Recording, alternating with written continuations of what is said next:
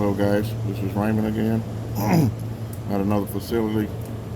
Uh, what I'm doing right now is checking out the encoder. The encoder is messed up. I actually just put this encoder on a couple days ago actually. Or was it yesterday? I don't know. But it has oil in it. You know, oil actually gets down inside, gets on the wires here on the inside, and I don't know if you call it degrade the wires. The wires get soaked in oil, and then one of them actually just pop off the terminal that's inside here. It's actually right here, the terminal is right here, and it got small wells on it. But I'm about to take this one off altogether. It goes right here, it's a 25 millimeter. It goes right here. It slides all the way up, and what I had put on there was a simple gasket that I made to try to keep the oil from getting inside the encoder, but it's still getting inside the encoder. So I'm gonna go down and get the other encoder, and this is gonna have to go to the shop. I gotta break it open and repair the wire that's broken. I got 35 desolder station at the shop. I'm just going to use that and fix it. That's all we can do out here in the field. And these encoders here come from Canada. And they don't have that many of them, and they're very expensive. What I'm going to do is just take this off, go inside the enclosure here, and go back down and get the other encoder that I repaired and put it on, and it'll work fine. Other than that, I'm good to go. And I'll be right back. Alright, I'm back, boys and girls. There we go. Now, in order to do this right, my way,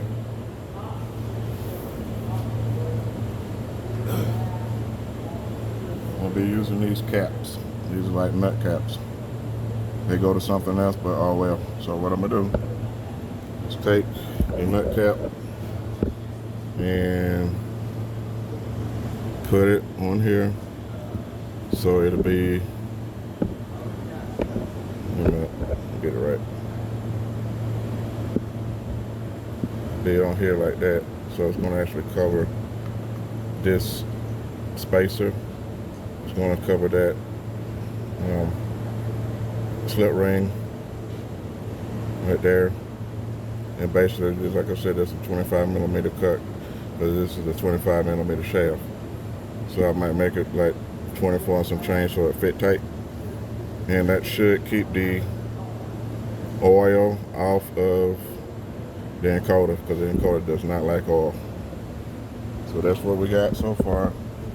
If anybody been having issues with encoders that get oil trapped in them and it has a shaft like this, I recommend finding some plastic and cut your hole here, slide it all the way up, because it actually matches this here. All I have to do is make a little hole right here, and that should keep the oil off of the encoder for a little while.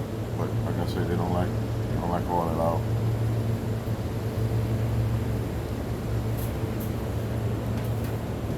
So, gonna make our little cut. This right here, it goes too far, and you just have to match it up. So I'm just gonna cut this flange off of this piece of plastic, and then we're gonna go from there. It's gonna take a minute to get it just right, and to get the encoder to fit on there just right as well. So do away with this piece here. No good. We're gonna make our little hole in this cap. Boom.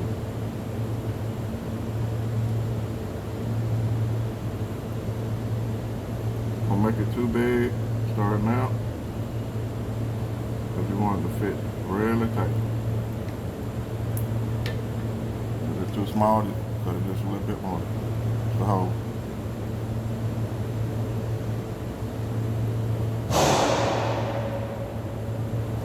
Not gonna fit. There's no trim off the edge. Just a little. See how it fits?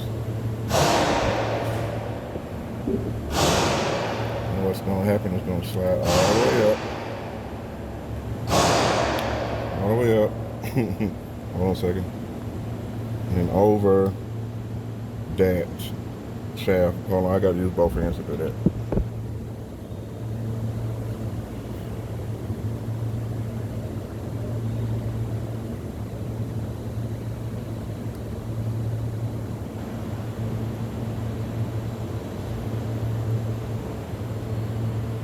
Try not to cut a hole. That's leaking it. Okay. That ain't working too good.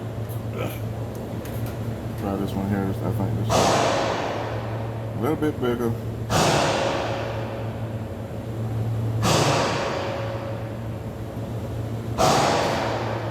Actually, it is a little bit bigger. Cut this one here.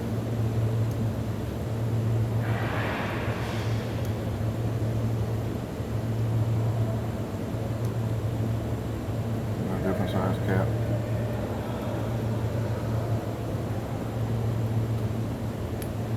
You're gonna cut your hole again.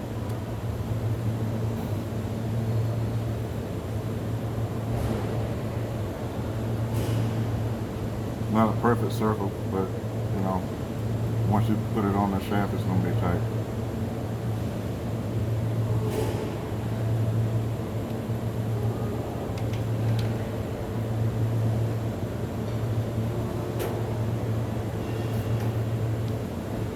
Both of these too small or what? Look like it.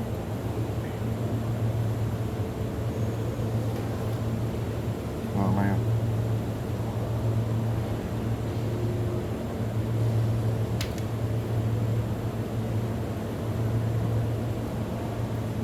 Alright.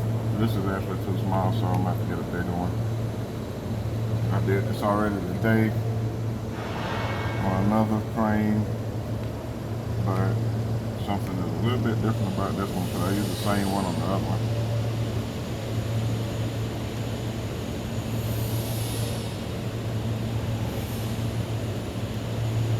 And it fits like that, but probably gonna get all on it because I put a split in it, so make sure this diameter right here is a little bit bigger, but it's on there. But it might be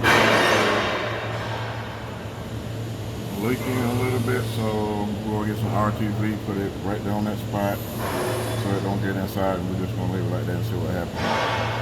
Okay. Well, I think I got a good seal on it, even though I split it a little bit, but it still looks pretty good. I'll show you. Hold on just a second. All right, the cord is on.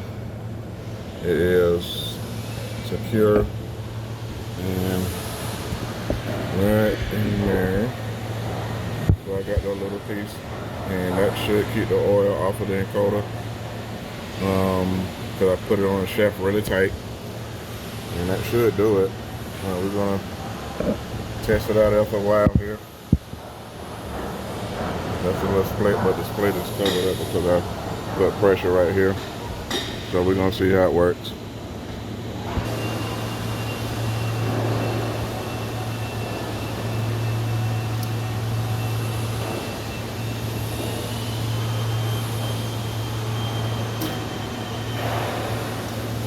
The only thing I'm doing right now is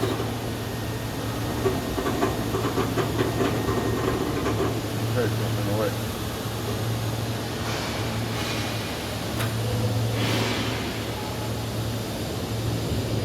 Hold on just a second.